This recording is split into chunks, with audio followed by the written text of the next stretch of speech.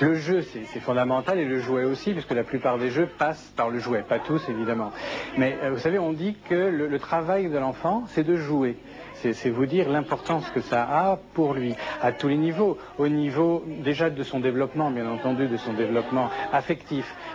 Prenons l'exemple du premier jouet de la petite girafe ou du nounours. Le nounours pour un enfant, à un âge, à quelques mois, c'est d'ailleurs le premier jouet qu'on offre. Et ce nounours, eh ben, ça va être le confident, ça va être l'objet sur lequel l'enfant va projeter son identité puis son attachement ensuite aux parents. Ça, c'est on appellerait des gens les jouets affectifs, les jouets de premier âge. Et puis il y a tous les jeux qui vont stimuler les différents sens de l'enfant. Vous savez qu'un bébé à la naissance voit, entend, sent, et plus on va lui donner des objets qui vont l'aider à développer ses sens, au niveau de l'odorat, au niveau de la vision, au niveau des couleurs, des sensations, du toucher, du rugueux, du doux, du lisse. C'est évidemment primordial. Et c'est tout l'intérêt de lui offrir des jouets qui, d'un autre côté, ont été étudiés pour l'enfant et donc ne sont pas dangereux.